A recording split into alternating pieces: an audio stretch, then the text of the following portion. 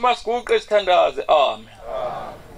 Ngiyayikhetha inkosi enkulu yasebuhleni bamaNazaretha uNyazi lwezulu.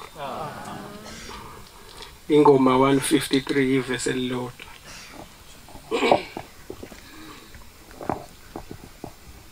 Nantelezwe hello memo aleya yame ma bonkaba doleya amema bonkaba do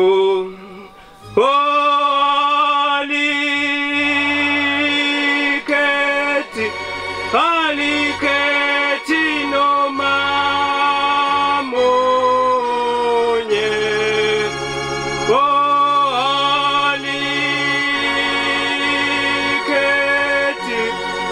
Aliketi no mamonye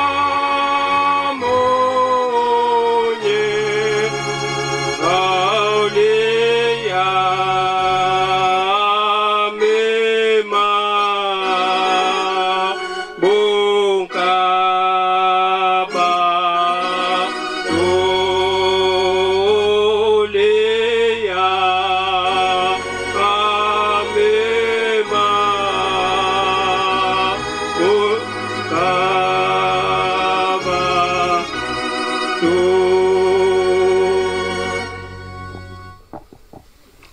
lapha kwa Toyota ngeke kwakhiwa imoto mase yakhiwa imoto ngeke ukuthi mase yakhiwe before idayiswe ngeke kube khona mase iqediwe ukwakhiwa nje before idayiswe ngeke kube khona ibhukwane elifakwe phakathi elibizwa ngokuthi manual akwenzeki ke imoto idayiswe lelo bhuku lingekho lelo bhukwana ake lelo elibizwa ngokuthi manual impilo yale yamoto ikulela bhukwana amen okusho ukuthi makukhona into ongayitholi kahle ngale moto uyuhamba uyobheka kulela bhukwana ukuthi lithini lona leli bhukwana bese uyafunda beleli bhukwana bese uyahamba uyolungisa lento ongayitholi kahle semotweni okusho ukuthi impilo yemoto yonke isebhukwane nje lincane elibizwa ngokuthi manual amen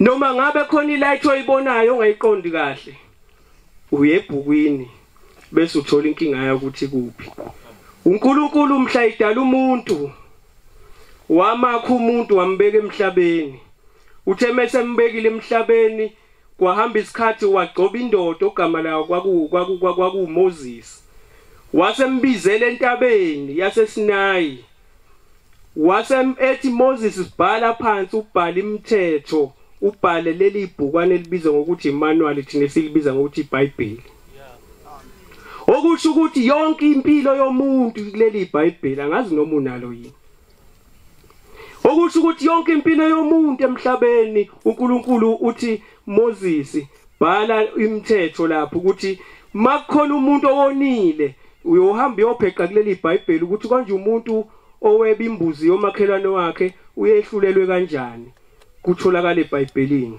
imanual yomuntu umuntu olale nenye indoda sikuthola la eBhayibhelini ukuthi uyenziwe njani kule manual. Amen. Angazi noma unayo yini.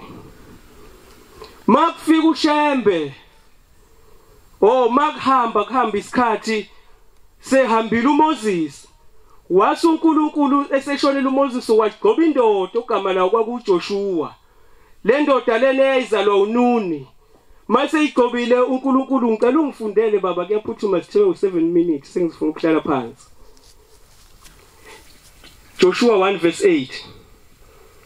Wase igcoba uNkulunkulu le ndoda wathi esikhundleni sika Moses sengibeka le ndoda.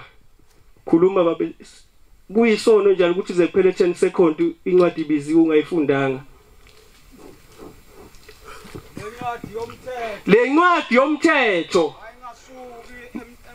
mayingasuki emlonyeni wakho.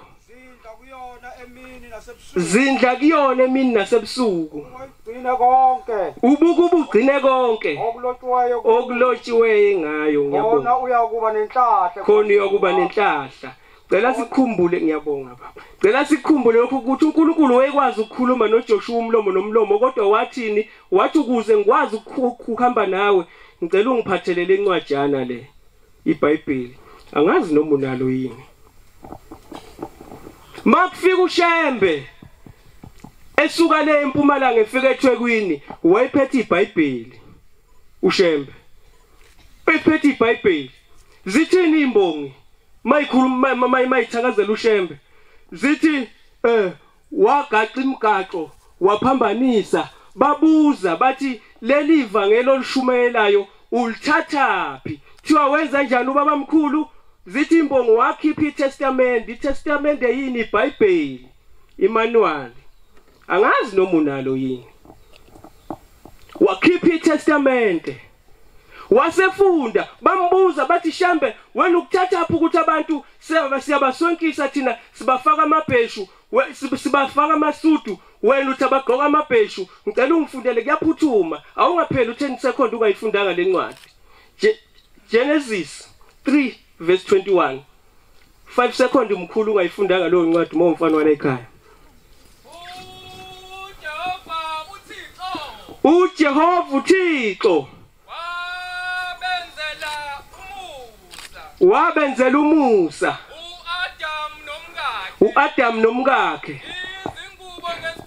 wabenzela ingubo neyikhumba wababhincisa indodo wayibhinca wabagqokisa. Bambuza bathi Shembe ukuthathaphi lokhu ukuthi nathi abantu sibafaka amabhlukwe wena ubagqokisa idwaba? Uthi uShembe wafunda lencwadi wabahlula uShembe wabahlula ngento eyodwa. uShembe ehlula abantu beyimission wabahlula ngeBhayibheli.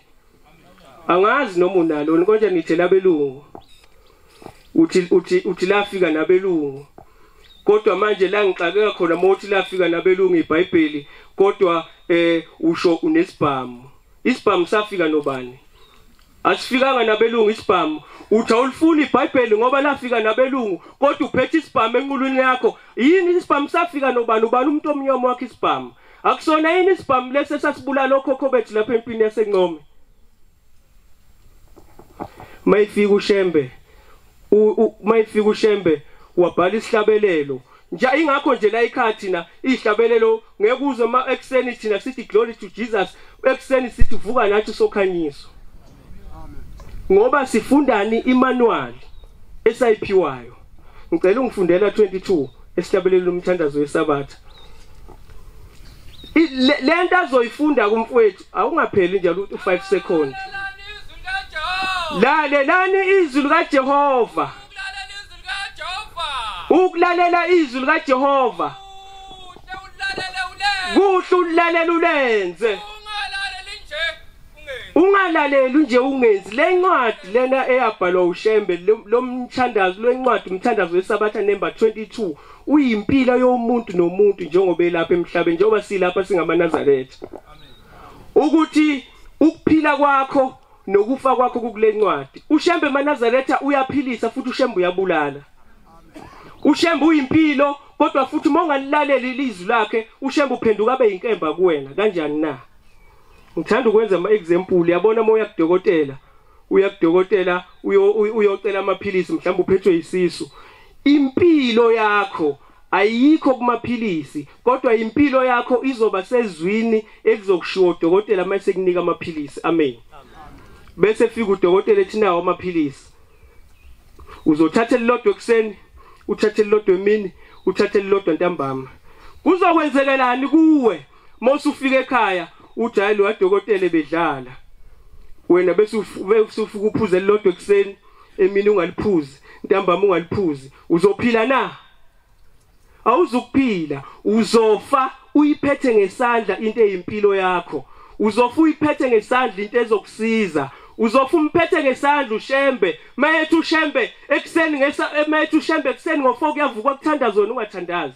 Athi ushembe ngo9 ekseni kuyathandaza wena ungathandazi. Athi ushembe ngo6 ntambama kuyathandaza wena ungathandazi. Uzofa ushembe umphethe ngesandla. Uphethe into ephilisayo kodwa ufe nayo.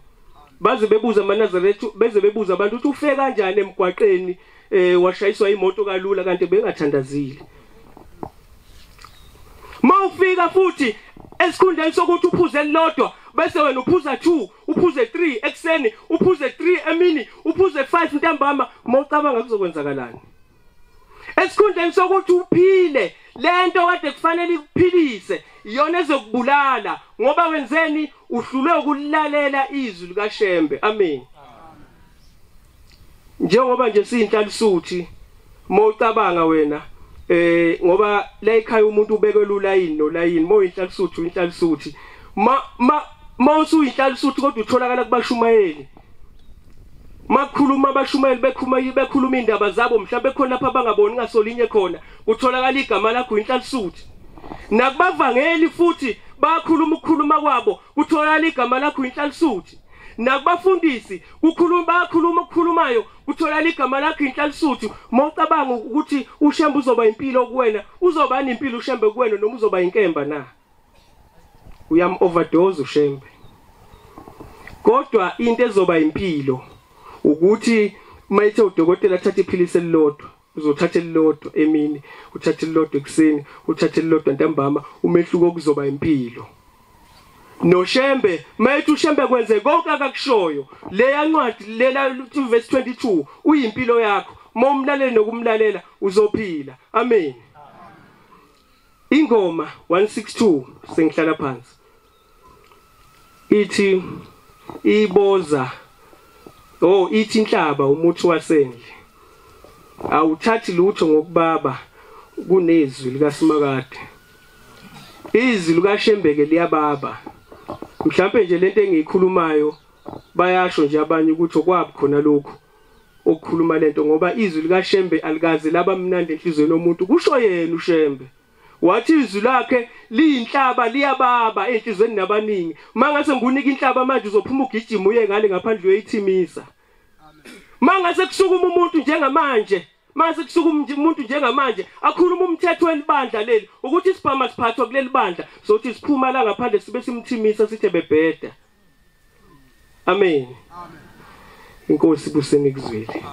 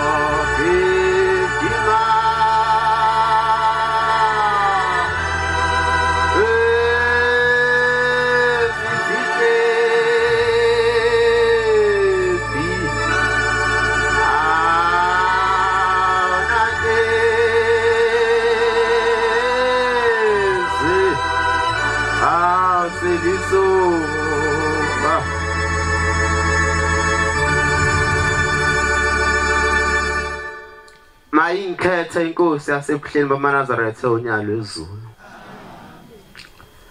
Bantwana basezulwini ngizocela uba Shembe abe ngakimi ngalomzuzu onzima kangaka. Aphinde angenze ngiyifanele le ndawo engiguqe kuyo ngalomzuzu. Ngoba ngelinye ilanga wakwakhuluma ngendoda kaSithole. Indoda kaSithole ayikhona emzini wasekuphambeni kwenza konke iphatha izinkonzo, igida, isebenza bekusetshenzwa. Kodwa kwahamba isikhathi yasihambe emhlabeni. Uma ihamba emhlabeni yasivela enganeni zayo ukuthi entabeni zamaZulu ayihleli kahle kayibonene noShembe.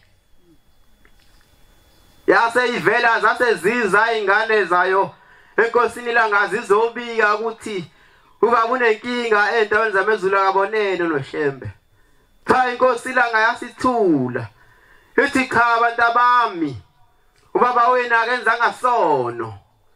Futhi alikho iqala lenza. Indaba eyamehlela ukuthi waguqa phambi kwaManazaretha engafanele. Namshembe ngicela ngikhumbule.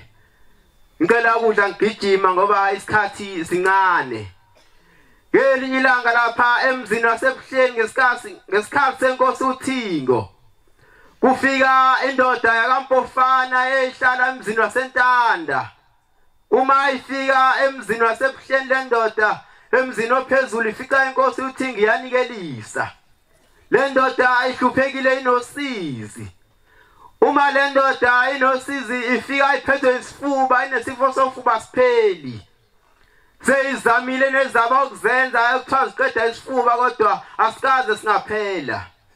Uma ifika le ndoda ibambe ulayini. Ngale nkathi ubambile ulayini iza kanye nabangcwele izonikela. Ngale nkathi ifika umithi izonikela ukhona ulayini uyaphusheka. Thondlo umusa yasiphakama inkosi uThingo lamakhosazane. Ngale nkathi liphakama luza lase lihamba ngolayini. Thola simalifika kuye lapha ehlombe lase libambelela. Lasimalibambelela uthi uMpofana u5 ophetha kazange uthi uzwenze njani. Uthi asewuphonsa phezulu kwetafula kodwa uthi indaba yamehlela. Ngale nkathi uThingo lamakhosazane libambelele lapha ehlombe ulapha esifubeni wezinto egrayayo wena wabona iwiper. Sinothiko philisa maNazaretha. Uthi uMpofane wagcina ngalelo langa ukuphatha isifuba asiphindanga samphatha waphila ngenxa yenkosi uThingo. Cela ukwenza indaba okugcina sime sengihlala phansi. Lapha emzini wasekuPhameni okudala uma besixoxela baba badala. Basika kwenzeka ngenye imini ngesikhathi sabhombela kuleli bandla kusagqoka izicathulo weManazaretha lapha kuleli bandla sifelanga sagqoka ingubo emhlophe. Into nento inesikhathi sayo lapha ebuhleni weManazaretha. Ngale nkathi ubhombela ekhona kusagqoka izicathulo kuleli bandla useyaba ngenye imini uqoqa aManazaretha uyabiza aManazaretha kuthiwa wabiza noJeke Mjadu. ThawuJeke Mjadu wamphathisa iduwe elibovu wasevala laphana ngakabheka izulu ngenhla nomunye wavala ngapha ngezansi kanti bevalile thawa sekhipha izimbo uthi cha abantu abami asimbeni lapha khona umhlangathiko olele lapha. Zahlangana insizwa zasekuPhameni zasezimba ngale nkathi izimba laselibonakala itshela lilikhulu kakhulu kwazi kuphakathi nalo. Wasemisa isandla ubhombela isitimela samampondo wathi cha abantu abami abasesilungwini abaphume nabanye abawumngentla abaphume kusale abakwaZulu kuphela. Ngale nkathi besala abalimba lelitshe laseliphuma ngale nkathi liphuma inkinga wase kuba ulikhipha base bazikhuza izagaza semhlabeni bazikhuza kwa ubhombela wasezwa wathi cha abantu abami nina nisokusho lokho seniyothi yize umoya bese kwenzeka into chaza sho njalo ezikabhombela zase zilikhipha lelitshe zase ziliphusha zaphusha kwaziwawelela ngale kwaBhekuzulu ilapho kwavela khona igama lesiBhekuzulu. Ngiyabonga ngicela lapha engone khona ningithethelele bantwana benkosi inkosi senikuzwile. Sizwa kuthiwa ngenye imini lapha emzini wakagibisila ungalezinde ayilingananga nabasemhlabeni wathi sakuphatha inkonzo isiphatha inkonzo ithama iphatheni kwawathi ngiyaqala umshumayeli thizeni ngicela ukuba ngithathele isihlabelelo isihlabelelo esunapha bani angibhalele ngaso wayesehlala phansi ibandla lonke liguqile wayeselinda ukuthi kukhona ozawuhlabelela kwathuleka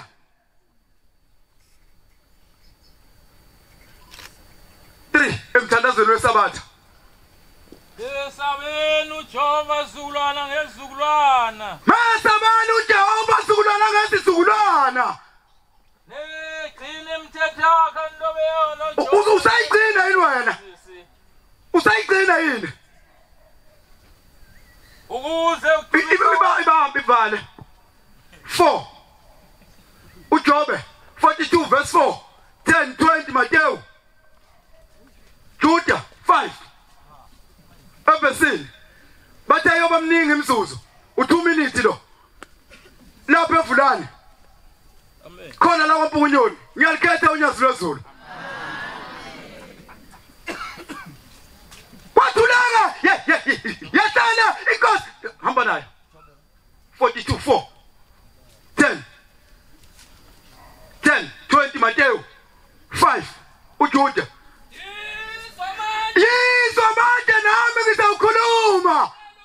Ngiyacela kodwa ukuthi ungilalala noma ngijena nje. Ibambe Matthew 10:20 hamba nayo. Asinina enikhuluma. Kakusemina ukhuluma akuyena u2 minutes lokuqela lapha. Kepha umoya kaThixo. Umoya wonyazi lwezulu okhuluma ngami. Okhuluma ngani? Judah 5 hamba. Ngiyathanda ukunikhumbuza. Kepha ngiyathanda ukunikhumbuza lokhu. Ukuthi inkosi lapho ukuthi noma benazi ukuthi unyazi likhona luNkulunkulu kodwa benikhumbula izono namhlanje futhi ngifuna ukunikhumbuza ukuthi unyazi luNkulunkulu nithini webantu lezo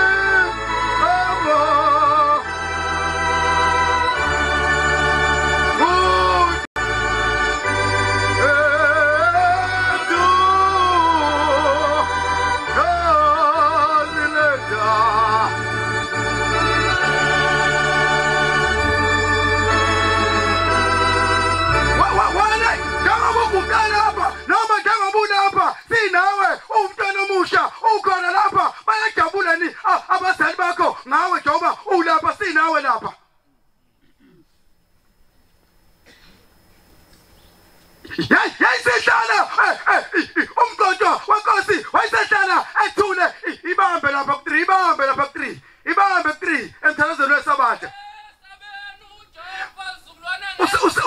usamsaba yini ibambe lapha ibambe usamsaba yini uJehova yahlala wahlala lomshumayeli akaze asukuma wahlawela isihlabelelo kwadlula isikhashana yabuza inkosi yathi akekho yini umshumayeli kwathuleka kwaze kwathi omunye oseceleni wathatha isihlabelelo wasivula wasesithathi isihlabelelo wasihlabelela wasiqeda wazihamisha yabonga inkosi ikwada kuthandazwe kwathandazwa kaqedwa waphuma ilatha lithe maliphuma ilatha selifikile lana khona athe hlala phansi amakholwa wayisukuma ngale zinde wayishaya itafula wathi ngiyakubongela wena Mshumayeli engithe hlabelela akaze wahlabelela ngoba ukhombisa ukuthi uyawufunda uverse 3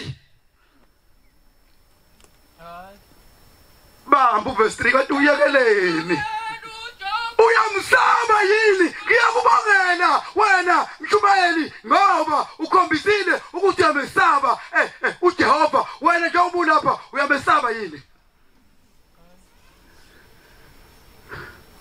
uyamesaba yini ngoba uwazi umthetho wesabatha ukuthi uhamba lapha usuke lapha uye lapha yena kodwa uyazenzela nje uyamesaba yini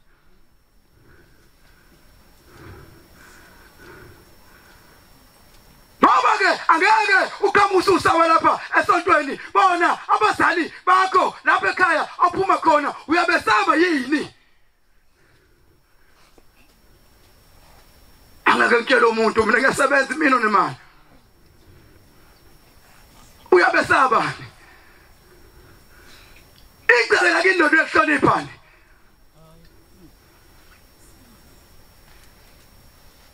Mama kuyimina ngedwa ekhaya awumfana okhulile sengizakwenza kanjani kanjani ngoba akusekho baba lapha ekhaya akusekho thina sazi ukuthi sikhula kuthiwa la isontweni uma usukhula ufike esigabeni sekuba ngabe usuyisizwa uyaganwa kuleli bandla uyahamba uyebhekini uyocela intombi uyithathe kwazi kohlanganiswa ubuye izogana lapha ekhaya usamesaba yini uthi ungadabwa ilutho ningidonsa ngwazi wamthuma nithi uphela nini uthi ungadabwa ilutho uthi mawuhlunga ngolwesine mangabe wayina ngolwesine noma ngolwesihlanu uthi mawuhlunga ubheke kahle uthi mawubheka ulibona ukuthi nanku umlese ngabe ngiyawufaka owesabatha ogcine maqakaleni kodwa awuxakwe ilutho uvethi nasi speak isona ngisithandayo uyamesaba njalo Ukuqala kokuhlakanipha ukumesaba uJehova uyamesaba yini uJehova njengoba unayo kuzothi ngoba nakhe efonole Bade kulungile uyekile ivunulo yakho unalo ibhlukwe elimni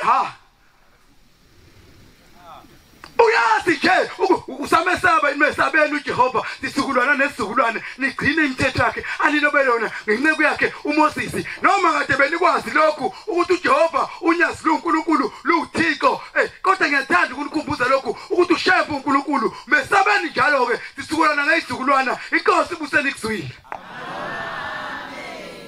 Khetha unyazi lwezulu ngicela ngevesi esihlabelelo sesihlanu evesini lesine abathanda ukumlandela amabasithe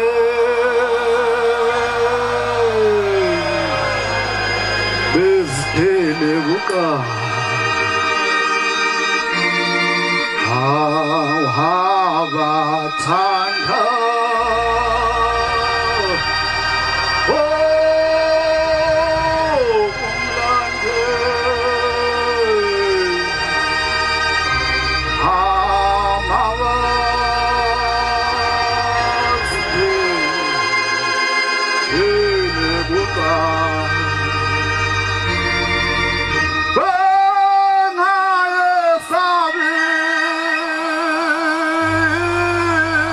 Mia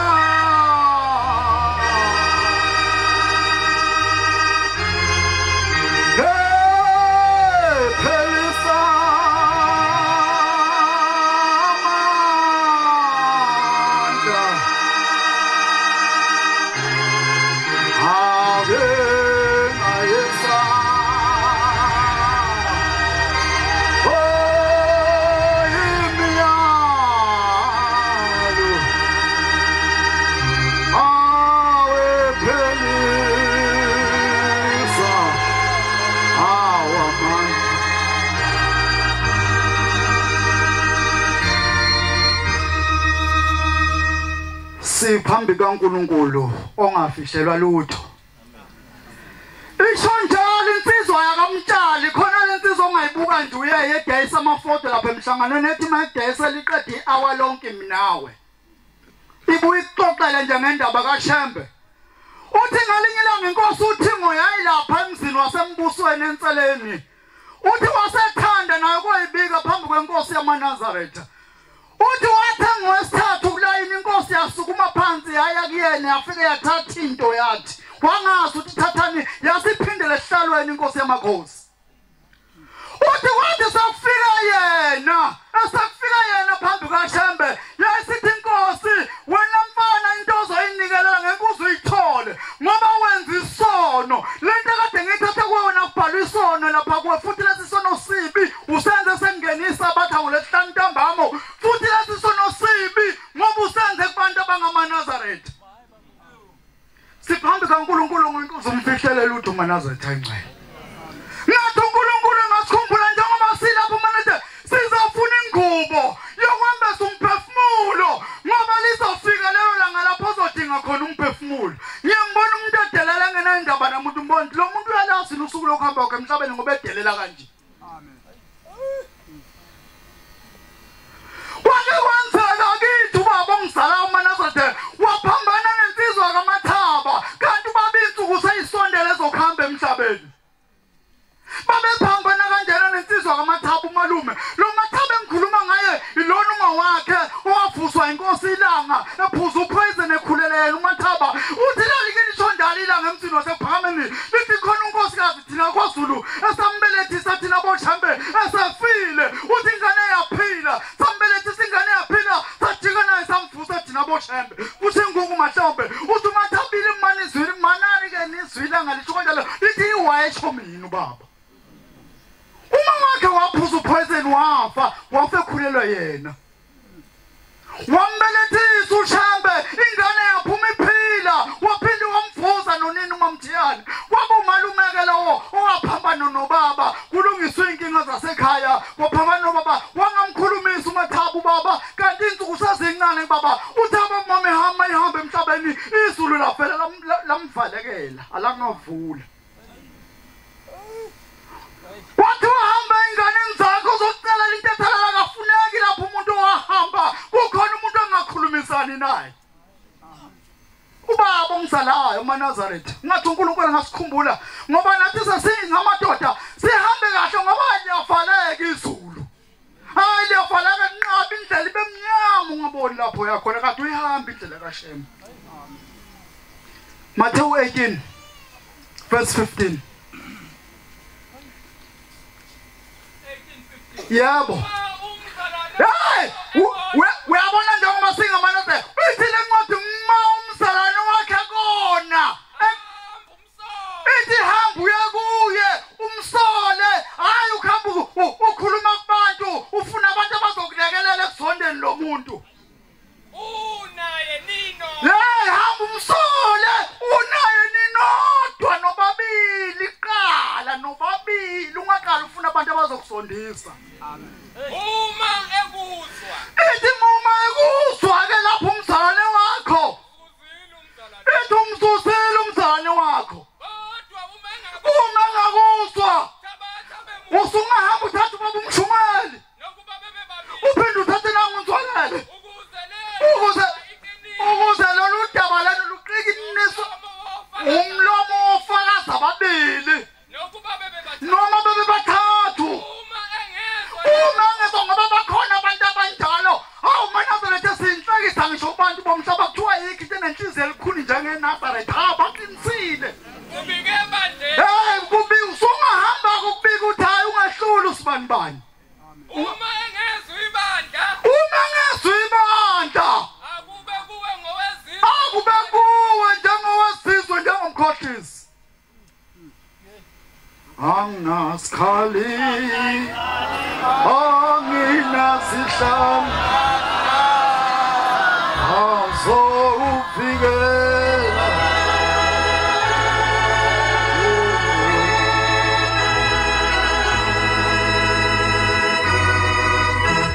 uthi baba mntanami mayifike wathi uMathaba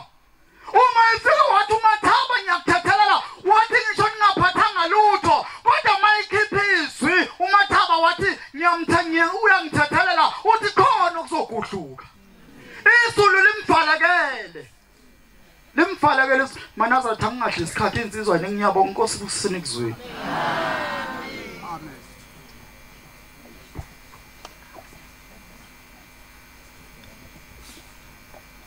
Lapha baningi bemisiwe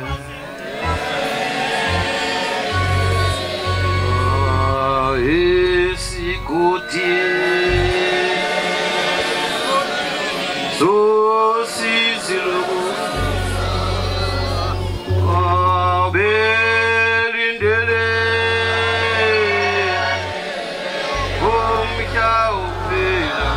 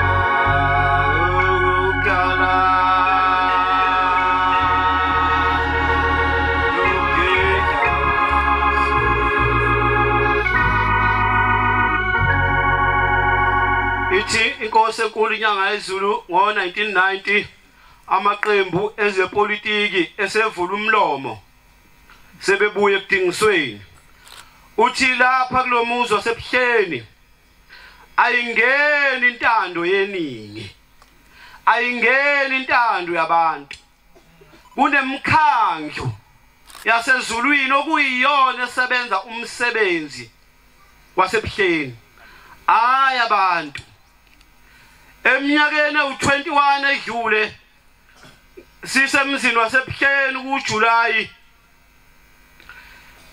kwase kunimvula kwaguguleka imigwaqo umuzi wasebuhleni ngaleso sikhathi wawungaka pavwa kwambeka imigwaqo kwamadokodo kwangena amakhaza wayise ugogo ozala umama intombi kavuka ibambe esentembeni yayisicabangela ukuthi njengoba nginensimbi emlenzeni angifake lamasokisi angaqedile ukuba masokisi avaba ukufakwa omama badayisayo kodwa manje lamasokisi awanazi ithende ayakroshwa wayise wafaka wayisiyalala emzini wasebuhleni ekulaleni kwakhe waba nomhlangano omncane waba ispecial waba mubi kakhulu ongaphethanga kahle uganele kwaMsweli wabona amadoda amaningi akwaMsweli kukhona nonqaba yembube uyise ozala umkhwenyana wakhe uthi kodwa kwakukhona nabadala kunaye uthi baqhamuka behamba kushunqa uthulu ubona amahashi uma esuka esemjwaheni uthi kwakhuluma indoda yodwa yathi intombi kaMsane abasezulwini bathi ubhulukile siphume siphele ebuhleni uthi ngayiphatha ngase ngizama ukuphendula uthi lathi izithula uphendula ubani siyaphuma ebuhleni ebuhleni bekunomshumayeli ubaba uMajwambane Mkhwanazi bekunephoyisa uNkuna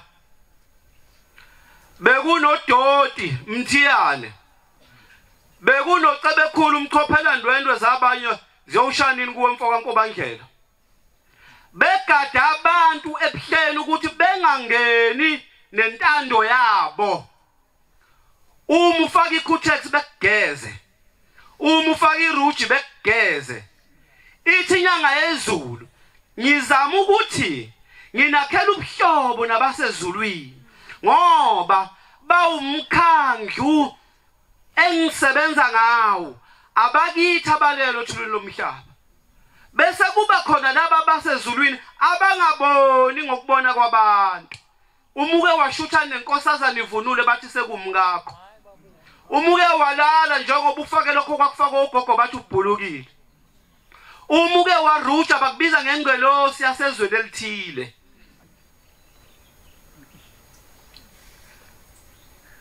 ayalwa amadoda kwaMkhwanazi ayalamana zalwa indoda eyodwa uNgongo kulwa uNtaba yeZulu yokuqala ulwa nomne wabo uPhondo lweNdlovu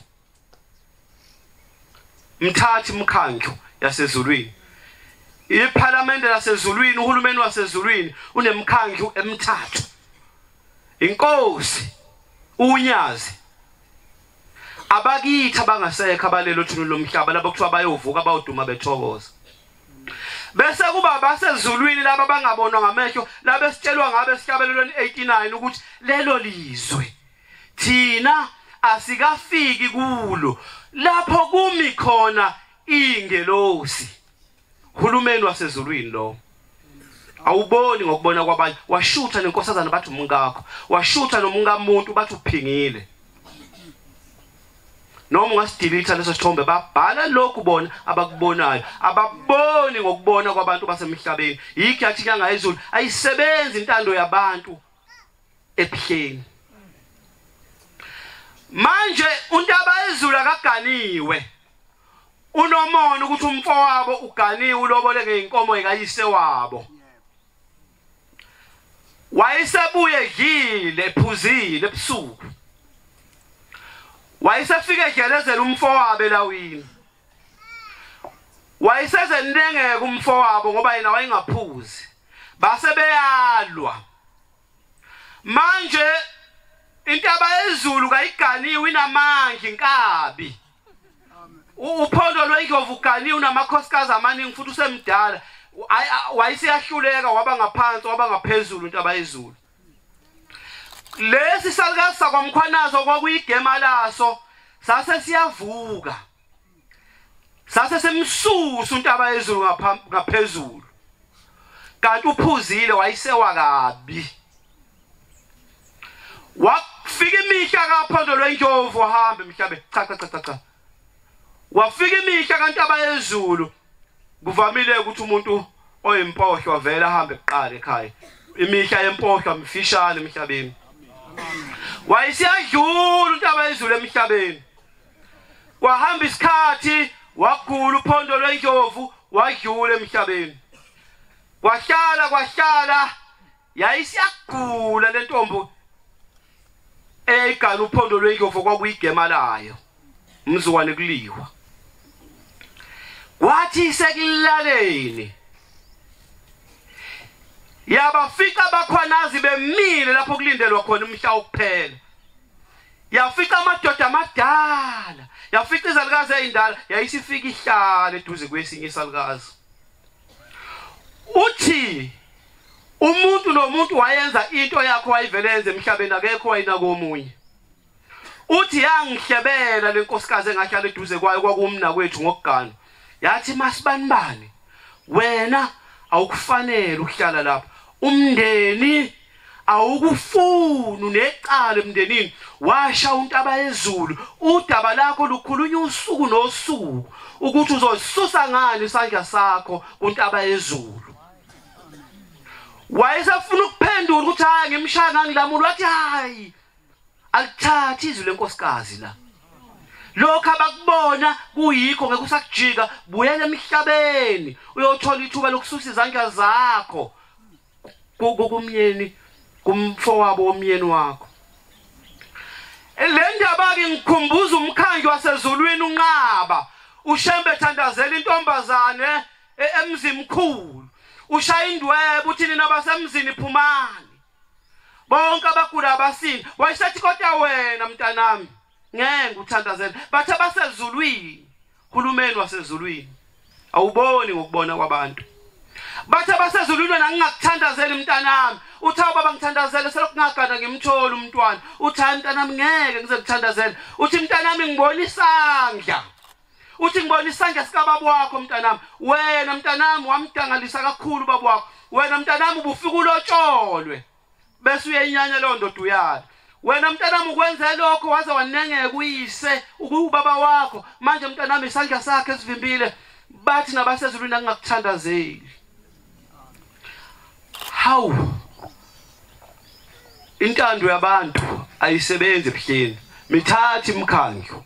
Abalelo othulweni lomhlaba. Abasezulwini ababona lokho esingakuboni thina. Bese kuba ushembe inkosi kahulumeni wasezulwini, inkosi buseni kuzwile.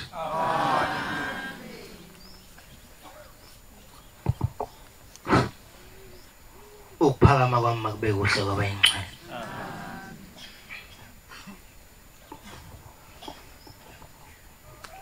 Zonke izono engizenzileyo awuzimi ngothi phambi kwami ngingethukuze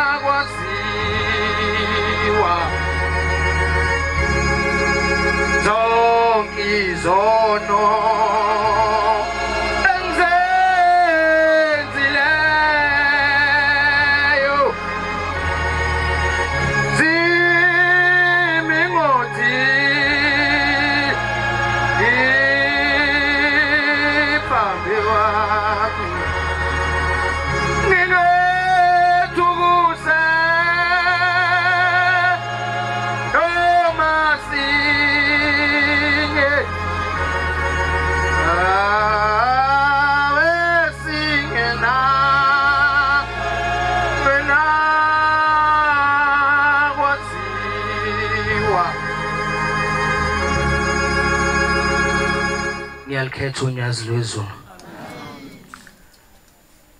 Bekulo nyaka sivakashile emzini waseqala kabusha.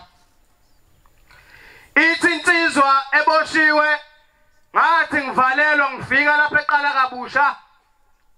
Ngase ngifika amaNazaretha. Ngoba nami ngiyiNazaretha ngase ngihlanganyela kanye nawo. Ithi into ekhulunywa laphana zithi insizwa njengoba usulapha nje fanele uthandaze uNkulunkulu ubuze ukuthi ngabe yini edala ukuthi ngize ngifike endaweni eminyama kangaka. Uthi ngayihlupha ngabuza ngathandaza. Ithi lensizwa uyabona ke mawusulapha uyilapha wasikhona ukuthi ushamba uNkulunkulu ngempela. Ithi ngoba ngo12 uyavuka uthandaze, ngo4 uyavuka uthandaze, hayi ngoba silala nje kuze kuse bese simkhumbula ngoba nakho sesosizini. Amen. Ithi lensizwa ngathandaza ngabuza sengiyaphuthuma. Ithi ngelinye ilanga wathi ngilele ebusuku wasakufika isalukazi kimi. Sithi salukazi mntanami uyafuna yini ukwazi ukuthi njengoba ulapha nje ubekwe yini? Iyavuma lensizwa ithi yebo ngiyafuna ukwazi ukuthi njengoba ngiyilapha ngibekwe yini. Hayi maNazaretha mase sikulokhu ukukholwa sesekukholwa okungesikho kwethu. Sisekuhambeni ongesikho kwethu. Ithi hayi woza mntanami ngukhombisa ukuthi ubekwe yini lapha.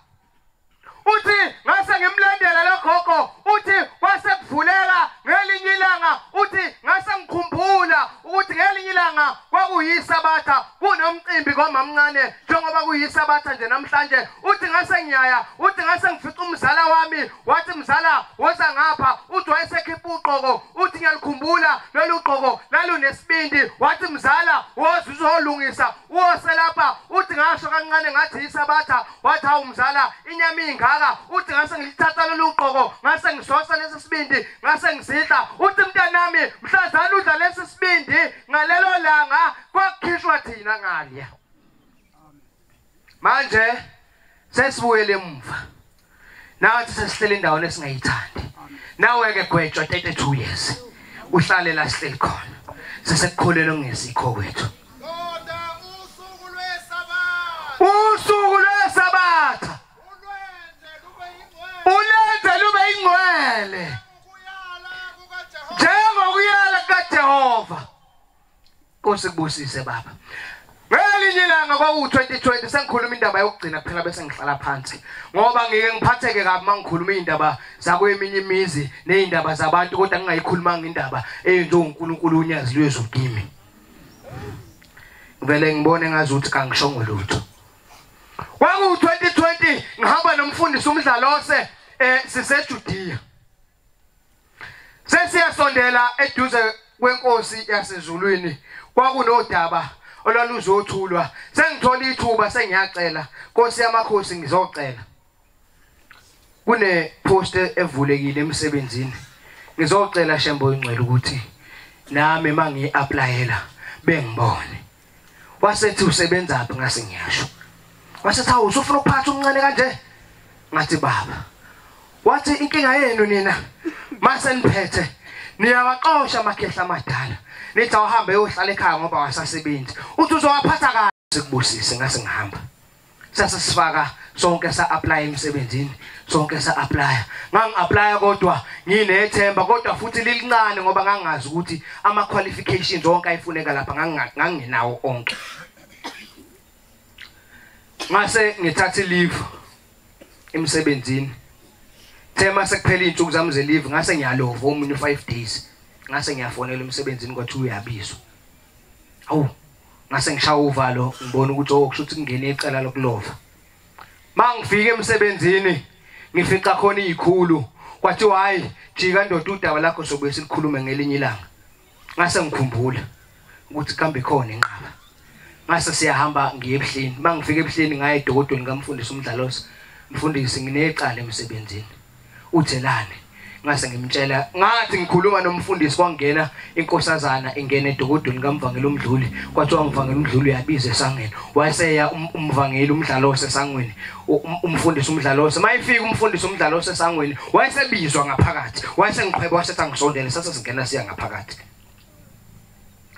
ngase ngifika ngiyacela baba senginecala emsebenzini lihlehlisiwe usuku lalo ngosuku oluthile ithi inkosi yamaNazaretha hayi lalela lelo cala kalisekho kodwa ngosuku abayokubiza ngalo boba beyokubizela isikhundla wafika wazosicela kumina eJudiya kusho unyazi lwezulu ayibonkosi ngezokulumisisu ngase ngiyikhumbuza ukuthi hawu kodwa ngoba phela kangilutho kuleli sonto uShembu sangikhumbula hawu into eyenzeke eJudiya Shembu ikhumbule sesebuhleni amen ngase ngibizwa futhi emsebenzini ngase ngiya khona ngathi mangifika khona kwasa kukhona esikhulu esasisuka ePretoria ngase ngingena sesivula incwadi wayifunda ibhuku walifunda wathi kaDulovile uthathe leave wase uyalova wanga informa umuntu ukuthi kaDulovile ngathi mina impela bengilovile ngoba bengingaphilile wathi pho wazisa utshele ba ngase ngithula ngase ngithi ngiyaxolisa wayesehleke ngibuka wasebhala phansi ibhunu laselibhala phansi thema liqeda ukubhala phansi lathonke ama-poster siwavulile sesiwavalile siwafrizisile kodwa wena into engubizele yona la namhlanje nengisuse ePitoli bengizokutshela ukuthi kusukela namhlanje usuchief supervisor lapha emsebenzini sengoswa ngawe wena usuyoba indlebe yami ngibeka wena ngase ngisithole leso sikhundla ngasayini sase siyigibisile uShembe lo nyaka lo sengihlala phansi bayincane ngase ngiya eGibisile. Mase ngiseGibisile kunebhunu elilwayo engisebenza nalo liyangilwisa kakhulu. Ngase ngithola intuba. Ngumfana walapha ekhaya, ngase ngiyasondela eduze kwetafula. Ngafike ngabika. Baba, ngikhuluma into yakulonyaka. Baba, ngizobika. Kunebhunu elingihluphayo Nkosi yamakhosi. Kuyo yonke into engiyenzayo liyayibuka. Wayesebuza ukuthi kanti wena wenzani? Ngathi baba ngiyintshontsha imoto yasemsebenzini. Phela kukhulunywa iqiniso phambi kwaShembe. Baba ngiyintshontsha imoto yasemsebenzini lelindiya lomlungu lo bese buka yonke leyo nto ebuye ezoyithula. Ngiyasola ukuthi kuzoba necala elizoba khona. Wathi alisekho icala elizoba khona. Kodwa namhlanje ngiyamsusa. Ngathi ngibuyele emsebenzini ngomsombuluko ngafica kwathi uyibhunu leli akade ngisebenza nalo. Ngifica izihlalo zonke ibekiwe lifika kuqala phela eoffice. Mangifika ngithi hawu uphi lo namhlanje bathi hayi akekho awuswanga yini izolo ebusuku ngabika kuyisonto ngifike emsebenzini ngomsombuluko thu izolo ebusuku uthe esuka eThekwini ebuya ezemsebenzini waginqika nemoto.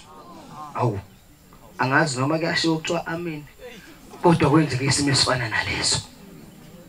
Nkosi yamakhosi ngiyabonga siyabonga ithuba uSiphelwa namshumayeli Nkosi busisene kuzwini.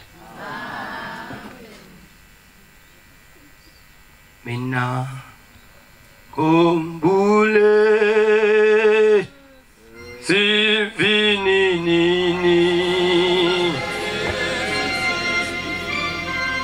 kotina ivalelise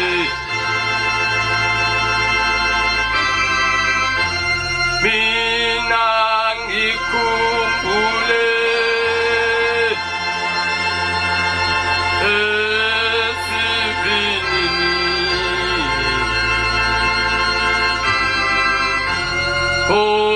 Kotina Ivanelise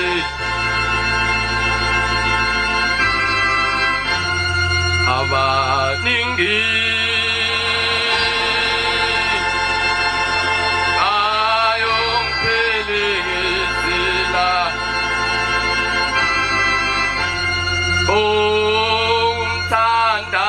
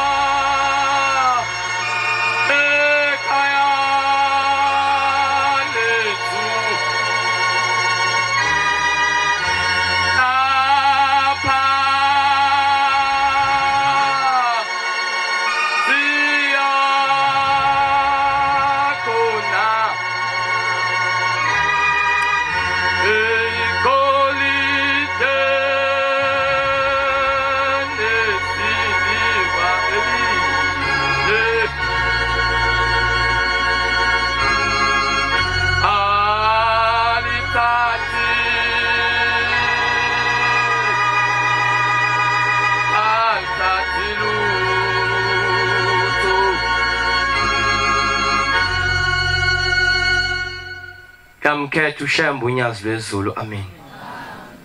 Bantwana benkosi gama lami nguPhilani khona la kwaMpukunyoni tempelini lasemnothweni amen. Sisendabeni enkulu yesabatha namhlanje. Khumbula ngomunye unyaka sisemzini waseLinda ithi inkosi unyazi lwezulu umuntu mayiphakama ekhetha inkosi.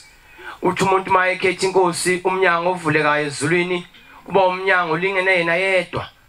Luthi unyazi kulo mnyango lo uyawungena nomkakho mawuganiwe.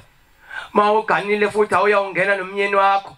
Mawunabantwana uyawungena nabantwana bakho kodwa ungena wedwa kulo mnyango. Ngelinye ilanga ngiyakhumbula futhi ngilalela inkosi inyanga yezulu ikhuluma ngakho lokhu kuhamba komuntu yedwa. Ithi maNazaretha umani kulokhu kuhamba. Ungakukhohlwa ukuthi lokhu kuhamba kwakho wedwa. Ithi ngoba umsukwana kufika usuku lokufa uhamba wedwa. Ithi noma abantu behambe engozini yemoto uthi imphefumulo ayiphumi kanye kanye. Usho uNkulunkulu obona abantu. Uthi noma belimala engozini yemoto omunye uthi he, ethi umunye ethi he. Uthi kodwa imphefumulo ayihambi kanye. uthi la azasho khona athi mawulokhu ukukhola usenza into nabantu sukungakenzi khona uKashembe uthi mawusemhlanganweni yesiguqweni sika 12 ebusuku uhamba umemezela abantu uthi asambe ngisesiguqweni sukungakenzi isiguqo sikaShembe uthi lolu hambo lomuntu yedwa sisithe siseJudea ngomunye unyaka ngitho kwa 2018 waseyifakazela uShembe unyazi lwezulu lendaba uthi maNazaretha kwenziwa yini umuntu mayihamba emhlabeni kuphela izinsuku ezintathu bese yabuya inganeni zakhe ethi angisakubone ebuhleni uthi kwenziwa yini ngoba ngoJanuary ngisuke ngisebuhleni uthi ngoMarch ngesikhumbuzo sikaBaba ngisuke ngisebuhleni uthi ngoJuly ngisuke ngisebuhleni uthi ngoSeptember ngisuke ngisebuhleni ngeviki lokugcina lika December ngisuke sengisebuhleni uthi kodwa zonke lezi nyanga enihamba ebuhleni izinsuku ezintathu nihambile ngisakubona ebuhleni kwenziwa yini uthi saseJudea uthi maNazaretha uma nihamba lendlela uthi nitshala ukhulu endleleni yenu uthi indlela yenu mayisiba mnyama ngelinye ilanga la engwelezane esibhedlela uyakhala omunye umama uthi mayikhala uthi manesi sengifuna ukuhamba manje uthi kodwa akuhambeki uma kungahambeki indlela yami imnyama athi amanesi senze njani pho thina hamba kuye leyo ndlela yakho uthi kubuye yazi ukuthi imnyama kanjani useyaqala lo mama usethi ngicela ningibizele umndeni wonke ingane zami ingasali luthi unyazi ekuhambeni kwenu nitshala ukhulu indlela yini besiba mnyama uthi maye ibizwa lezi ingane nalomndeni walomama usiyakhuluma lo mama uthi ngicela ukuvuma isono uyangiphika umhlabathi uthi nolwandle ngisho ngashiswa uyangiphika amazulu uyangiphika nomhlaba uyangiphika nomndeni uyangiphika ngesono engasenza uthi mina ngithanda imali uthi mangithanda imali mina nginengane ezimbili umfana nentombazane uthi lezi ingane zami ngathi mangizala uthi lapha ngemumva ngase ngayigaba uthi mangigaba lezi ingane lensizwa ngathi umfana omungaganwa akayibona intombi akamfuni futhi unkosikazi ngoba ngifuna ondle mina kuphela ngithanda imali uthi lona omunye owesifazane ngathi amasoko engamboni engayi kogana funa bondle mina kuphela ngoba ngithanda imali abantu bayakuba abantu abayithanda kakhulu abafisa imali Nkosibusise baba uthi ngithanda imali umndeni uyangiphika amazulu uyangiphika athi mangihamba lezi ingane ngizoyishiya nobani ngoba zinjena nje ngifuna ukuvuma leso sono bese ngiyahamba abantu abami ngiyaxolisa ngenza lokho ngoba ngangithanda imali umthandazo wesabatha 44-45 sengihlala phansi maNazaretha mahle ungifundela mase utholile ngelilanga zake zathi kamfisela kuba umakhelwane wakhe emzini wakhe ngacabanga ukukhipha umphefumulo omunye umuntu kuyisono khona lokho uphatha umuthi ngesandla sakho yikholwa yakufa nakufa awuphindela 45 kuyisono khona lokho kuyisono khona lokho ukuphatha umuthi ngesandla sakho yikholwa uyakufa nakufa iningi baba akushiwo ukuthi kuyisono ukusebenzisa umuthi kuyisono ukuphatha uyikholwa ngalina ngazake zahlangana insizwe sasinazo lapho kade angezwa ongoye zathi mayihlangana kunentombi eyisiyogana le ntombi basebeyilungisela isiyongcama seboyivalelisa ekhaya ukuthi uhambe kahle intombi zathi mayihlangana lezi insizwa zaseyiphikela kuboka le ntombi ziyophuma umthandazo ukuthi dadewethu siyakwazi besina uhambe kahle zathi mayifika insizwa zevangeli ezithanda uShembe zahlabelela zayiphatha inkonzo kwasekhala idimoni kule ngane namhlanje yogana lathi mali khuluma idimoni lakhuluma idinomi zaseyisukuma insizwa zathi idimoni namhlanje unamanga khona uShembeke namhlanje waseyakhuluma lo muntu wathi bantu abamangisilona idimoni wathi mina ngugogo wakhe lo uthi ngene kuye uthi mina ngangigane esithambini bantu bami uthi umnakwethu ngahamba ngayomlandela umuthi wesichitho ngawuphatha ngesandla uthi bantu bami kodwa ngasaba ukusebenzisa ngoba ngangikholwa uthi ngaze ngahamba emhlabeni isandla sami sasina leso sichitho kodwa ngisebenzisanga kuye kuyisona khona lokho ukuphatha umuthi ngesandla sakho uyikholo uyakufana kufa uthi bantu bami ngithese ngihambile emhlabeni ngabosha emndenini kuthiwa mina ngasikaza umnakwethu ngomuthi uthi njengoba ningibona lo mntwana uzofika gana abuye ngosuku ngoba uzoba isichitha endodeni ngiphethe isichitho ngesandla njengoba senifikile ngiyambongela lo mntwana ngoba bezobuye ngangena kuye akawusebenzisanga wayewuphethe ngesandla maNazaretha sengihlala phansi sihlushwa izinto ezintathu njengoba siphila nje sihlushwa indlela esizaleke ngayo nasemakhaya sithema kuzalwa omama basibiza ngebongo ngesizo sihlushwa indlela esizaleke ngayo kunabantu abathi mabezalwa bezalwe benqwambile bezalwe bembethe uhlukahlukene uthatha umuntu akakwazi lokho umama kanakanga bese kokugcina uthi uyazalwa bese kuvuka umuntu kuwe sibona ingane incane ibhonga njengoba sikulolu uhambo maNazaretha ingcwele kuthenga linye ilanga sila eGibsila isitezi sikababa sasesisha nje singakaplastela ngisho lokuplastelwa kuyanikelwa la uma kunikela sekufika umakoti usemncane wavela wakhala phambi kwenkosi wathi baba ngizocela abantwana ngibatholi uthi baba ngibathola abantwana iminyaka seyizaba 5 kodwa abantwana ngibatholi wayesethula umdala wezulu lomhlaba wayesembuza wayesethi uganelephi wayesethi ngiganele ngapha olundi lo mntwana wakhona ngapha koGibsila wayesebuza wayesethi uphi baba wakho wayesethi ukhona usemgidini wayesiyathumela wayesethi akahambe yolanda wayesiyalanda wayesiyabuya wayesiyambuza wayesethi lolu usizi lo mntwana alibikayo uyalazini wayesethi inkosi yamakhosi ngiyalazi sekubhlungu bonke abantu abagana naye baphethe ngengane ngantathu nganhlanu wathi bonke abantwana abagana emva kwakhe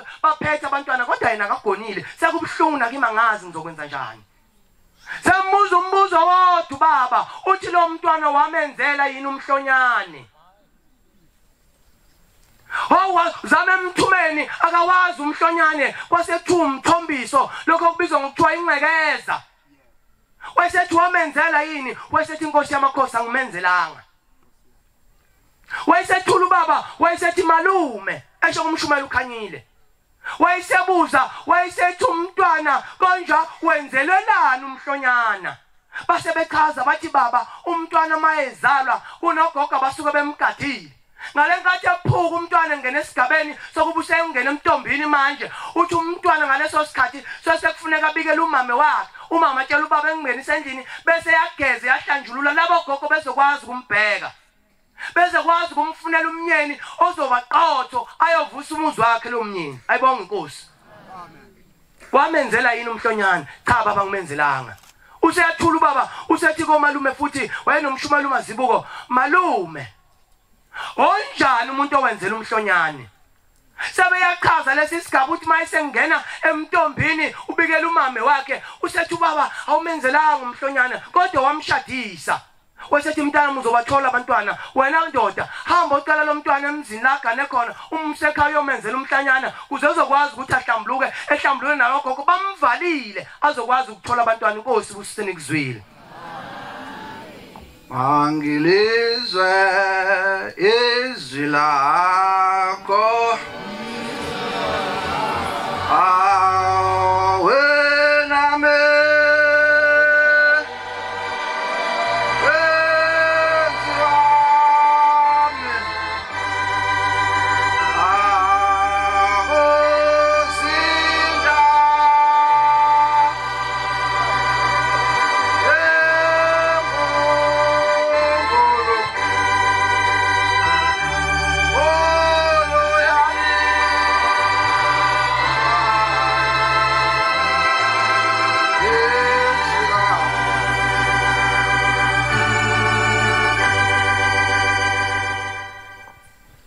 Ngiyakhetha unyazi lwezulu mfundisi ngiyayibongela ngumziyo kaNcube namhlanje ngithola izibongo ugama kalivela ngoba kwaMpukunyoni elivele phesha lokuthukela.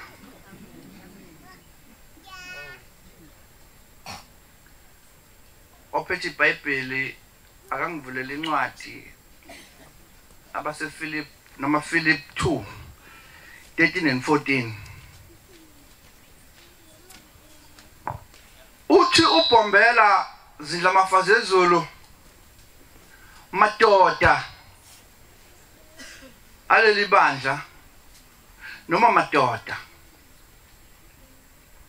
musani ukuba nolaka emakhaya.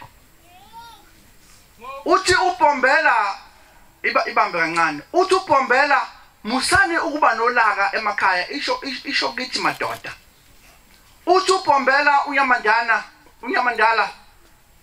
ngoba uma unolaka ekhaya uyindoda noma umnikazi womuzi uthi ingilosi iyaphuma phakathi kwekhaya iphume ihambe usale uwe nje. Uma ingilosi siphumile phakathi kwekhaya ubonakala ngombala ukuthi lo akasenawo uNkulunkulu. Uthi mayisiphumile uthi kodwa uma nimbona ukuthi khona la kubonakala khona ningayeke ukukhuluma. Woza nayo ngokuba uThixo onikeza inhliziyo yokuthanda kanye nokwenza njengokubona kwalo unyazi. Yenzani konke ningasoli. Amen. Amen. Ngithanda lapho ithi ningasoli ningaphikisani. Mfundisi wenkosi konje ngiwapheshela ukuthukela namhlanje. Kodwa ngizoke ngithi caphu kancane endabeni yakwaMpukunyoni. Amen. Lapha kwaMpukunyoni mfundisi kunesiziba esikhulu. Lesi siziba sabusiswa uThixo unyazi lwezulu. Lesi siziba siphinde sabusiswa abefundisi balapha kwaMpukunyoni. Lesi siziba mfundisi sibizwa ngamadlela ndawonye. Ayibonke Nkosi. Ngiyakhumbula lesi siziba siyolanda isibusise singadlangadla emzini waseThokozane siphethe u50,000. La engasho ngathi nelami igama likhona phakathi lapha. Amen. Lesi siziba ngiyibuze ngizinsizwa yakwaMpukunyoni ukuthi kaze uma ngingena phakathi kuso lesi siziba ngiphuma ngumuntu onjani?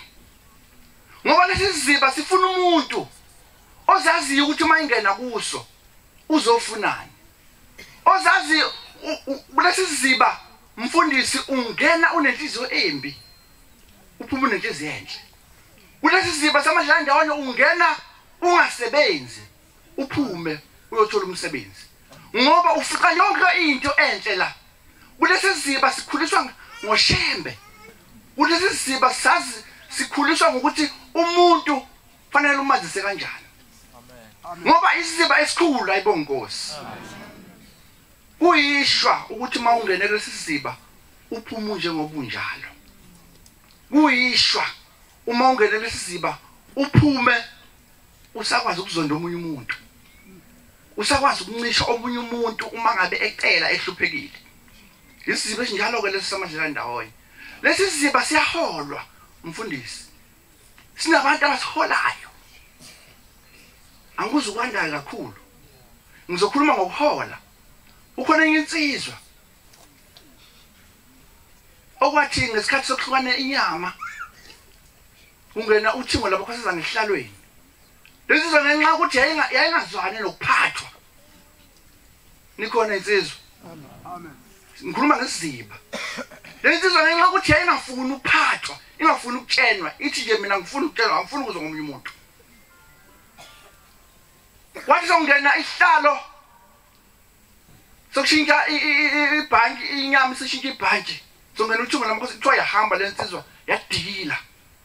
Emzini wasePleno baNazaretha. Yahamba yaya entabeni zasenyakatho. Isema ifika lensizwa entabeni zasenyakatho. Yafika abantu bengasilutho ngoshembe. yafika yasizakala yababiza yakhukhumala lensizwa ngoba yayibaleka lokuphatha engafune ukuphathwa ifuna kube yona ephathayo yahamba yafika ezintabeni zasenyakatho yafika yahlala khona yasizenza umuntu owazi izwi kakhulu base beyilandela abantu ababengazi lutho base ezintabeni zasenyakatho uthola insizwa yathi mangabe uyisabatha iphuma endlini kubatshazwe kuhabatshazwe kuhalaliswa ngoba yayifuna ukuphatha ifuna ukuphatha thola yathi mayiphuma endlini lensizwa iphume nesihlalo isikhishela isihlalo yayenza lento ezintabeni zasenyakatho yayenza lento ngoba kukhona into ofuka uyenze bese liyafika usuku lomhlawuphela nakulensizwa uthiwa lafika lolo suku lomhlawuphela lathi mase kufikile usuku lomhlawuphela njoba de kusho umfoka Khumalo yaphikwa zihlahla yaphikwa umhlabathi yaphikwa izwe kuthiwa befundisi bashanga onyawo phansi bakulezo ndaba kulolozi la ngapha enyakatho kuthiwa bathi labefundisi angeke ndizikubone lensizwa engisisho isibongo sayo wathola lensizwa angeke izifihlwe la ayiha usokutunta umzimba kamanye untunta isidumbu umphefumulo asiwazi ukuthi ubuya nawo noma ngoba nawo uyantunta uma semtunta isidumbu kuthiwa lensizwa yashoniswa wathi asimfuni la ngeke angcwatshela usefile yena kodwa ngeke asimvumi ukuthi angcwatshela yahamba lensizwa yaye ihlotsheni zayo zayithatha izihlobo zayo zihamba zayoyifihla uthiwa alaba befundisi bakulolozwe bathi oyoya khona ngisho ukuthi izihlobo sakhona akufuneka bonakala egqoka ingubo emhlophe ya bahlangana bayithatha lensizwa bayihambisa bayoyifihla abomndeni wabo bafike kwenziwa inkonzo kuthiwa ke wakhona insizwa eyasala ebuhleni yathi nina insizwe enginani la ngoba nina niphethwe futhi umthetho niyawazi yathi nina insizwa ongeke ngimbone nje efaka umNazaretha eya emngcwebeni ole yansizwa leyana beyidela into eyifunayo wahle mina wakhona umkhokheli wakhona oyihlobo sakhona futhi wathi ha angeke ngilokothe wagumula umNazaretha wagumula isiphika wagumula yonke into wasehamba nje enje waya khona uthola lensizwa kwenziwa yonke into yangcwatshwa yathi mayisingcwatshiwe lensizwa wathathwa inkomo zayo zabuyisa kulomuzi lapha yancatshela khona uthiwe inkomo zalo muzi ayihluphi into ezinqaba zihluphiswa ukuthi umnikazi wakhona owayengafuni ukuphathwa usehambile emhlabeni bathi mabexoxa bomndeni ngathi mina hayi khiphani inkomo zalo wamuntu khiphani inkomo zalo wamuntu nizobona kuzoba lokuthula ekhaya kuthiwa kulelo khaya kwakungekho ukuthula kuthiwa ayikho into enhle eyenzeka phakathi kwalelo khaya lelo kwakufangane ufankomo kuthiwa inkomo okwakuzinkomo zalo muntu zihlupha into ezinqaba nalowo muntu owayegadile owayesonta waze wayekusonta wayekuhamba isonto bantwana bahle siyabonga kakhulu siyabonga thina esuka ngaphesheya kothukela Iwongela nomndeni wakithi ukuzuza inhlanhla efana nalolu hlobo ngoba thina phasho kothukela siyalalela ngeke ngize ngidle kakhulu isikhathi ngoba ngizwile ukuthiwa ngizophucwa umbhobho inkosi ibusise nokuzwile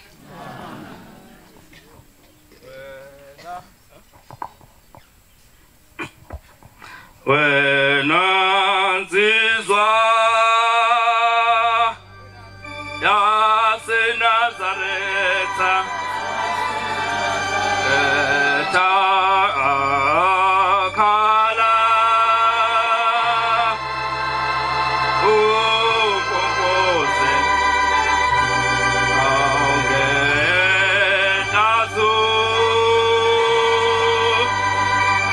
elikwehleleyo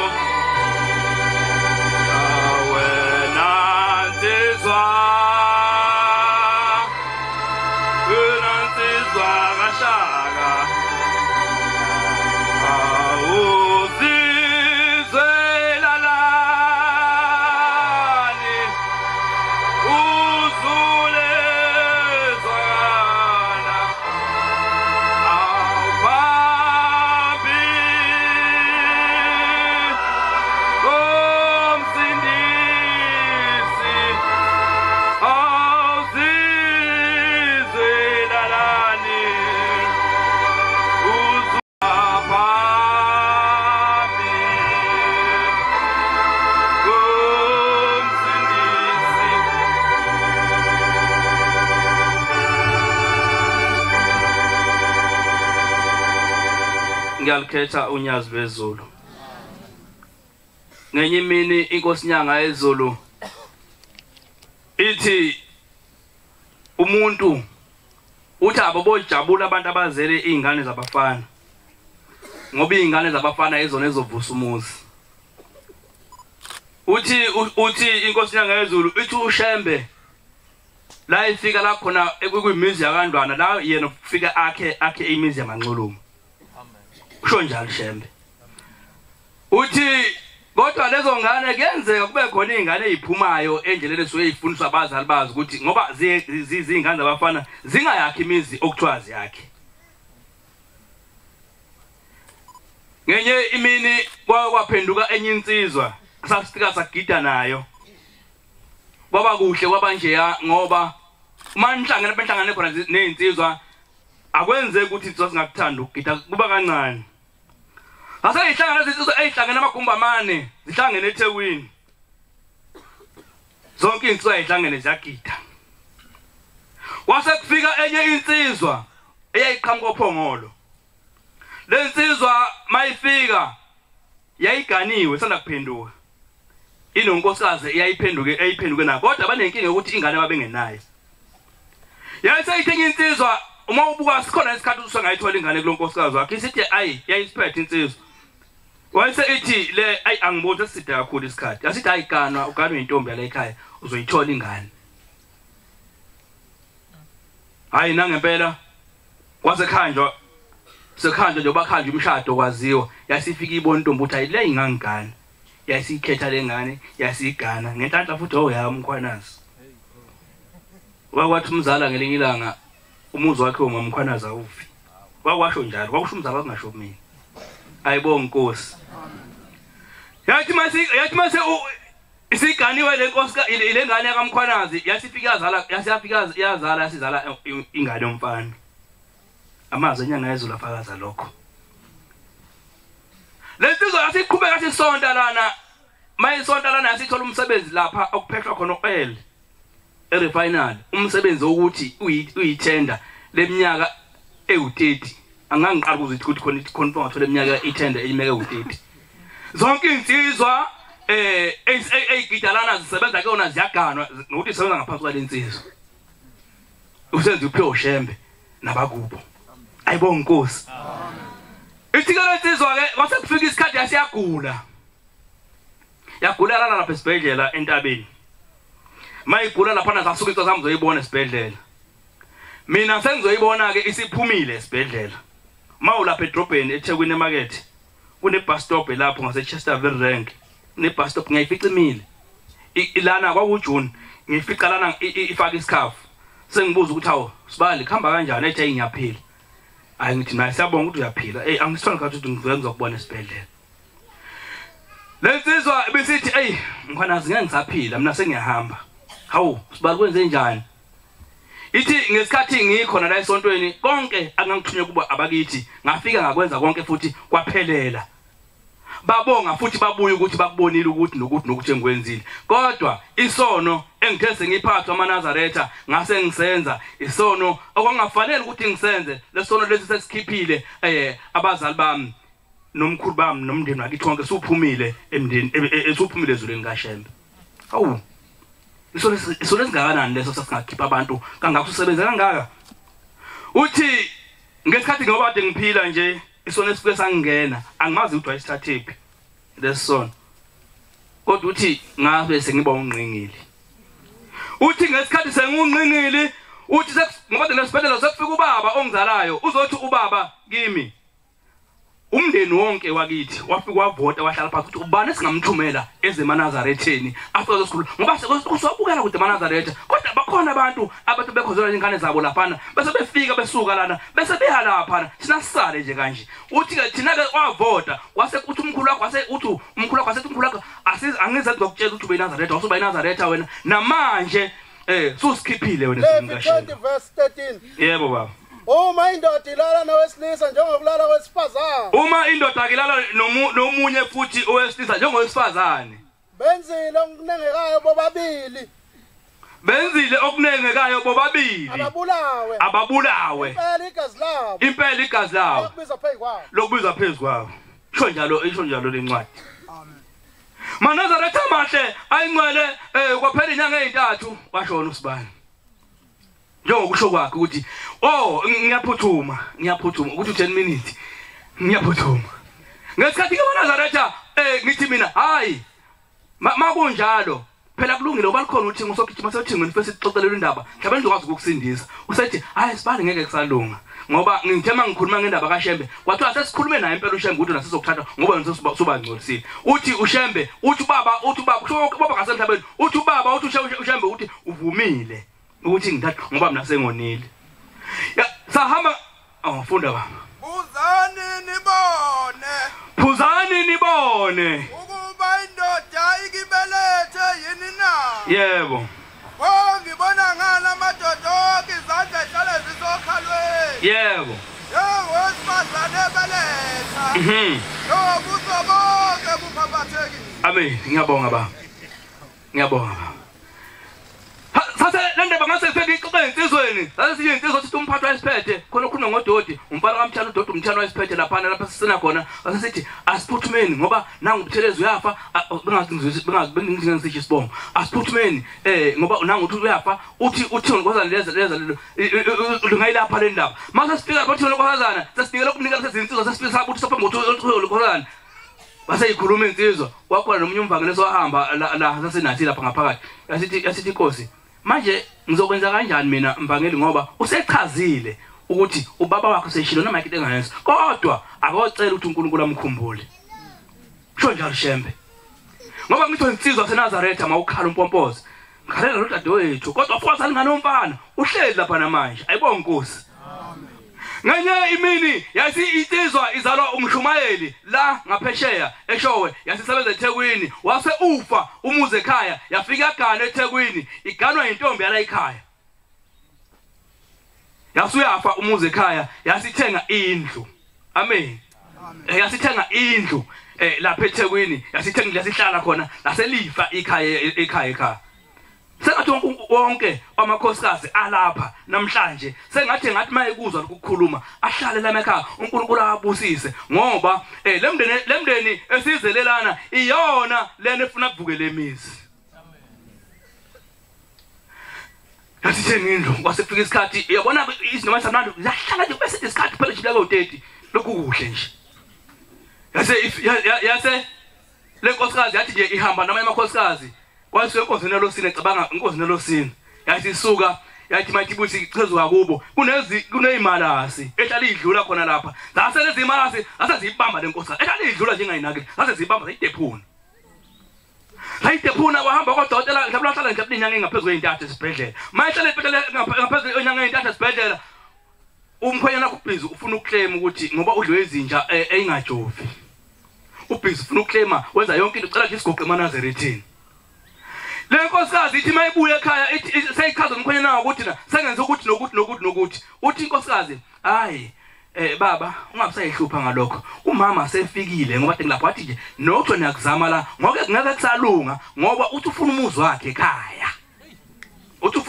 ekhaya le ndlo ithengelana ayizukusiza ngalutho sengathi amakhosikazi lawahlelana amadoda abayeni babo baseThekwini noma baseGoli noma basempangeni sengathi bebengafunda ukuthi bahleli la akuvele bedingeka khona ayibonge Nkosi nganye imini sengihlala phansi insizwa angazi uma isikhathi angivumelani awusesipheli hey bengisazokhuluma ayibonge Nkosi Nkosi ubusenikuzweni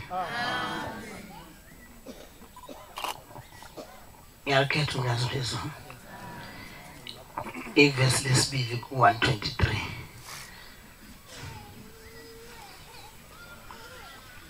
amalunga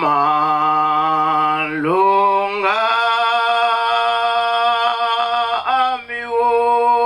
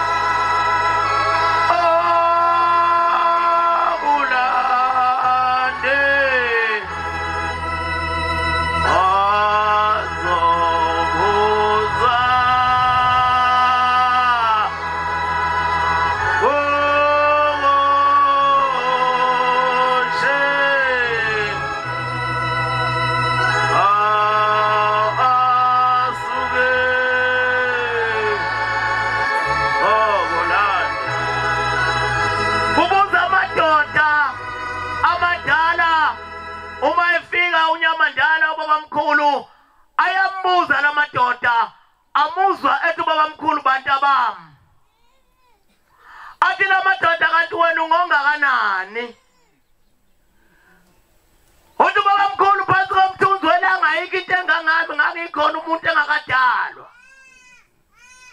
uthi kodwa mzukwane uNkulunkulu edala abantu ezulwini thina boshembe sasikhona uthi kuthe uma uNkulunkulu eqeda ukubadala abantu sebathuma emhlabeni base behamba abantu sebebheka emhlabeni bathe endleleni ebheka emhlabeni laseyiphuma nezingilozi kaSathane laseyibafimba abantu endleleni uthi tema ibafimba abantu endleleni lasesithi ingilozi kaSathane lendlela uNkulunkulu anahambisa ngayo emhlabeni iyathathela nansi indlela enqamlelayo ukuze nisheshe nifike emhlabeni base belalela abantu izwi leingilozi kaSathane uthi base bejika abantu base beyithatha indlela abayikhonjiswa zingilozi kaSathane uthi abathe bengena ehlathini base befika amathambo amahle phakathi ehlathini uthi ke base begoba abantu begoba phansi beqosha amathambo uNkulunkulu ebabuka wayesebuza uNkulunkulu ukuthi benzana abantu wasethuma ingilozi zezulu ukuthi akayigijime ziyobuka ukuthi abantu benzana endleleni ebheke emhlabeni bevele ezulwini na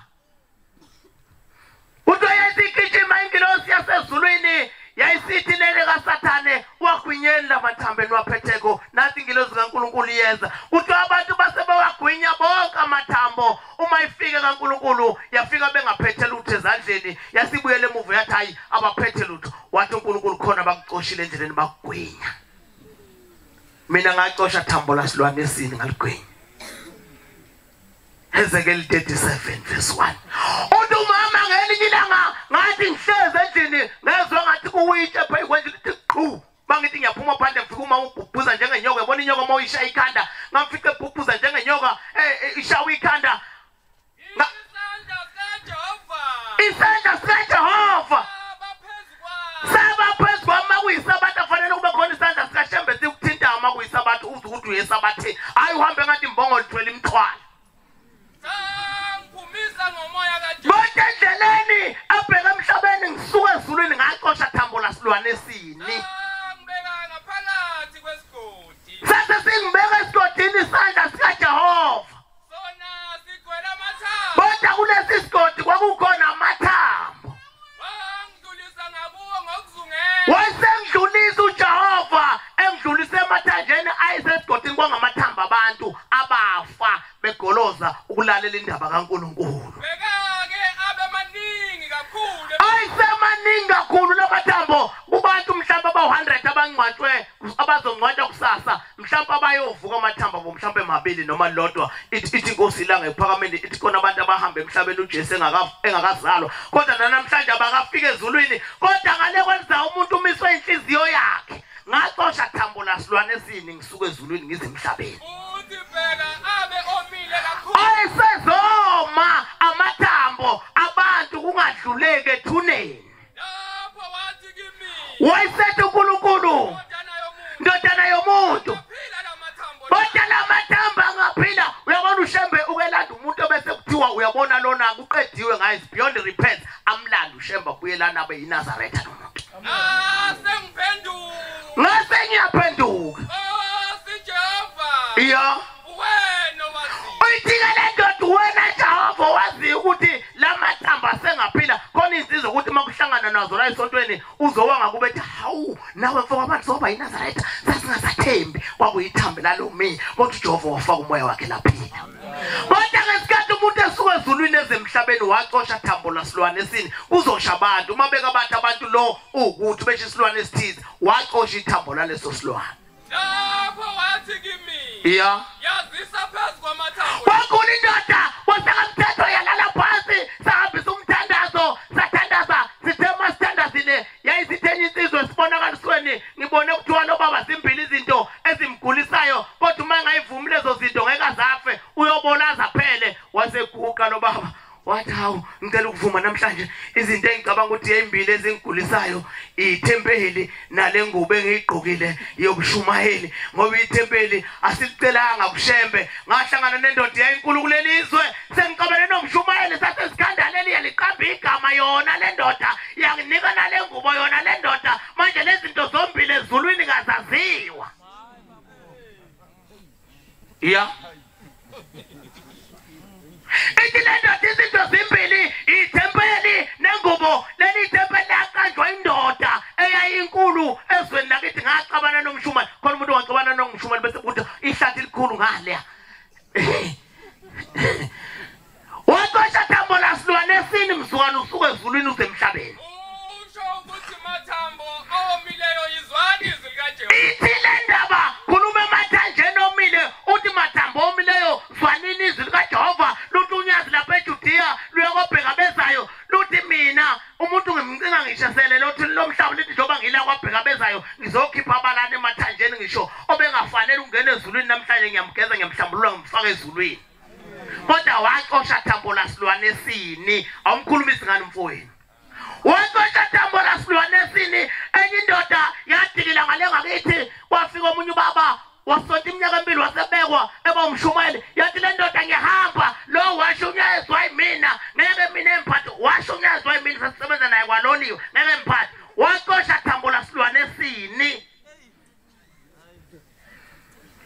uma bebhukuza phansi iphuma ngizwa ngathi kuwitshe phezulu uthi mama uyabona nanga umfowenu omdala usengishayile uyophuma emlonyeni uthi kube ngangazi Isaiah 27 uthi kube ngangazi ngangiyomzala ngalelo ngimcindezele ngesiqamela afe ngalelo kube ngangazi ukuthi kanti ngithwele inyoka eyoluma mina ngelinye ilanga ngalo lusuku uJehova kukhona inyoko okuthiwa ulevithani uneshwa umuntu owaqosha ithambo lenyoka mzukwane esuke ezulwini ezemhlabeni uneshwa inyoka ehlabayo ngenkemba yakhe ebuhlungu uthi uJehova kodwa mawuthandaza ucela uJehova uzoyibulala inyoka ephila kumuntu ngaphakathi owayixosha endleleni usuke ezulwini uzemhlabeni ulevithani inyoka ensongo iyaphila inyoka kumuntu abulale nesilwane indoda sishonile umshumayeli sekuthiwa kudonsa ingubo inkosi ibusise insizwa ngithi sekuthiwa kudonsa ingubo zayo zibekwe lapha eduze kwayo isileli ibheke phezulu uma bevula ebhokisini waphuma itshazi lomfangeni wasondela umama wakwayo esembozile babuza bathi mama leli jazi lesikhathini wathi umama hayi ubaba wasala mzukwane kunyukosi bani ingubo wayiseze wayithenga waqosha thambo la silwane sini usuke ezulwini uzemhlabeni Jeremiah 27 bese ngihlala phansi ngaphambuka endleleni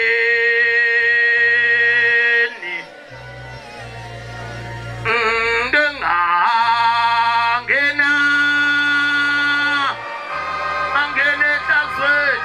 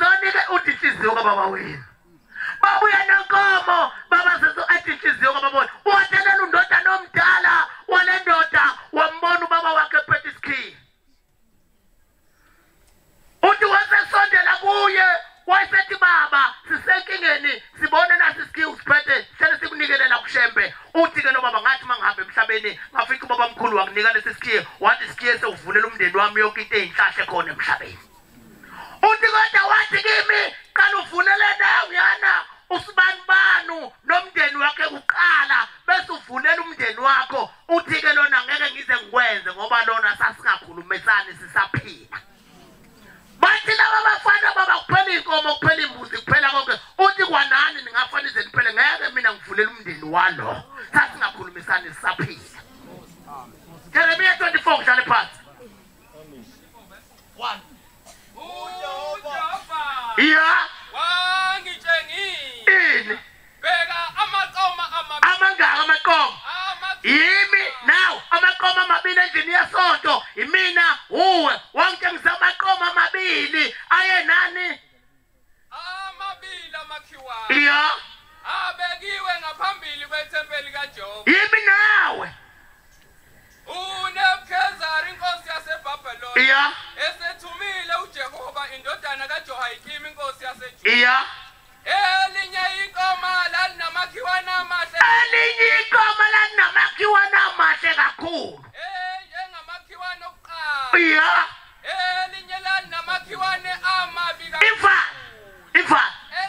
ifale ikoma ayemabili elinye linamakhiwana amahle elinye linamakhiwana amabi uthi umama uthi lengane kube ngangazi ngamoyizala ngicindezele ngesiqome life ngalo lelo langa ngoba ngangazi ukuthi ngizala inyoko yoluma mina ngelinye ilanga uyiqome linamakhiwana njani uthi ngisho sengifile umike yangena esangweni izongcwaba ningangikhiphi ngisho endlini kuyongibeka Matthew 5:8 Funda Matthew 5:8 Funda 5:8 awufunda 5:8 babusisiwe laba bantu abamhlophe ngehliziyo uhlezi phansi yami njani inkukele yami njani ngiyombona njani shema Nkosi busisele kuzulu baba Wamsa wako oye zao za ana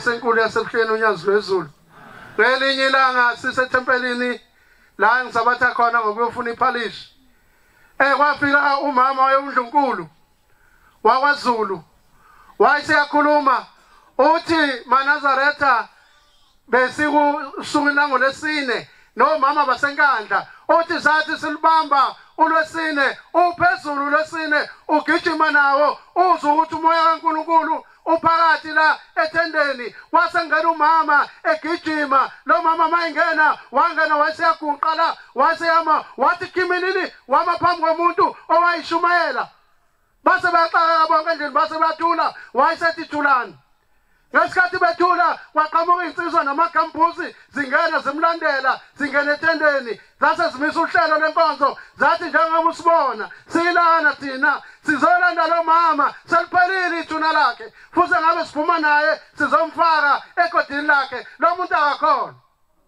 uthi mayise watshela amaNazaretha uthi lalelani maNazaretha lento enikuyona iphelele uthi mina kade sengihambile ngithe ngingale kwemhlaba ngithe mase ngifika ngifuna umndeni wakithi uthi uqhamuka indoda ebiyinde ibize ngoShembe yathi uShembe oqala ethi thema isamile uShembe uthi wayesebuza wathi mntana wami ngakusizani imkhandlu mthathu khona uShembe amaNazaretha umkhandlu omndeni uthi masebuka uthi uShembe mntana wami ufuna ngikwenzeleni uthi baba ngicela ungikhombise umndeni la wakithi la ulele khona la engaganela khona uthi uShembe uyama indlandla Musa uthi lama usazi lamaphamba uthi la seliyakhomba kwadabuka umhlabathi uthi wayesemisa isandla kanje uthi wasiyanyuka umuzi uthi wathi mawunyuka lo muzi wawunezindla zayintathu uthi wawunoronda babe uqile kanje esebheke ngakwani umuzi uthi wasephuma umuntu waphuma umakoti owayihlonipha efaka ekhanda ehezile uthi wayesiyasondela wayesethi singakusiza ngani uthi wayesethi hayi mina ngizela uthi uShembe umuzi wala ingane khona uthi wayeseyamakoti uthi wayesiyambuka wayesemnuka enyaweni wamnuka esandleni wathi angiyizwi inyongo yenkomo yaqhoyisa ikhombisa ukuthi ngwala ekhaya uthi wayesethi umakoti cha mina kodwa wayikhipha inkomo ungema wathi zayeza inkomo impela kwakhuzwayo wathi umakoti kangiboni inyongo yaqhoyisayo wathi njengoba uyibona izindlu zesine wathi leya ndlu leya eyobaba bala ekhaya bonke asebaqhoyisa umkayo wathi uyayibona le eyomama la ekhaya bonke abaqhoyisiwe wathi uyayibona leya wathi amantombazane engalazi iphunga lendoda engayazi ngisho ukwanga engazi ngisho ukuhagana awuyihagi biyini awukhaka nje uthi wayesemkhomba wathi uyibona lena wathi insizwa zala ekhaya esingalazi iphunga lentombi wathi uzongena kiphi wayesethatha abuyele emuva ebheke emuva kuphombela wayifica indlondlo Musa wayifica imile iselula wathi mntana wami ngikusize ngani wathi baba manje ngivezela bakithi uthi yaphinde indlondlo Musa yaze kwenzile eqaleni yashaya yadabula phansi wasiyanyuka umuzi wakhuzwayo yayisubiza yayisubeka la umkhandlu eParliament lasezulwini uthi wasiyanyuka uthi masunyukile umuzi wayeseyakhona uthi mayisondela khona wasiyaphuma lo makoti ohezile uthi waphuma wayesesondela uyahlonipha lo makoti uhamba nangamadolo wayesethi intombi ngakusiza ngani wathi mina ngwala ekhaya wathi njengoba ngizela ekhaya ngizofuna ungena bangixoshe emzini la ngase ngihlala khona mina wathi bangixosha bangibuyisela kithi bathi ngikhoyisiwe wayesephinda umakoti emtshela ngezinto eziwu4 ngisho ukuthi umndeni ngathi unezinto eziwu4 wathi wangambi uthi wayesemkhomba wathi kule ndlu lena kuhlala ubaba abaphelele kule ndlu lena kuhlala umama abaqhoyisile abaqhoyiswa wathi lena kuhlala intombi engayazi indoda kuhlala insizwa engayazi indoda uzongena kuphi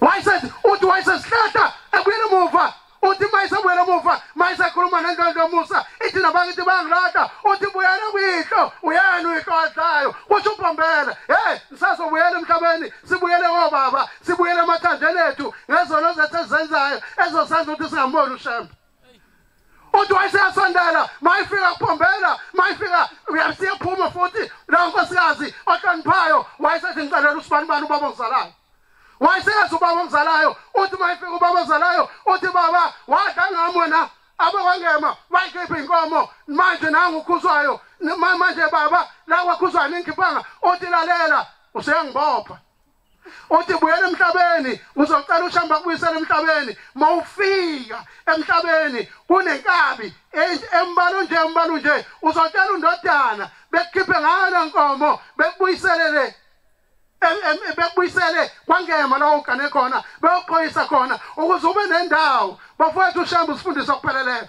sengathi singacala uNkulunkulu emhle uShembe wasezulwini akwazi ukusikhombisa ukuthi le ndlela le ibheke ezulwini yiphi indlela ofuna siyiphathe yiphi indlela ofuna sihlale ngayo sengathi singakhuleka insizwa zasezulwini sikhuleke senosisi bethu labe sibonile thina ngoba bona wayithina sibakhulekise sizama uShembe asipha amandla sibalungisele ngoba ezulwini kaShembe abanandawo nasezulwini lomndeni abanandawo ngiyacela insizwa zezulu ukuthi ngayishile intumayelo mshumayeli sengidlala phansi ngelinye ilanga insizwa yakwaDludla le ntshumayelo bafethu izosiza noma ubani namanje umuntu ola unenhlahla ukuthi ayizwe le ntshumayelo ngoba egcineni mayiphuma la funa phuma ithintithe insizwa yakwaDludla yahamba isencane ekhaya yakhula beziyoni ithi yathi mabefika mayisifika isihambile emhlabeni sencane ithi yasihlangana nendoda entsha yahlangana nehuka yahlangana nelanga uphuma la ngasikhathe nabathola bangula ithi thama ihlangana nayo ilanga lamalanga yayisithanda wayesethi mfana wami hawu ungakobani wayeseyichaza base behamba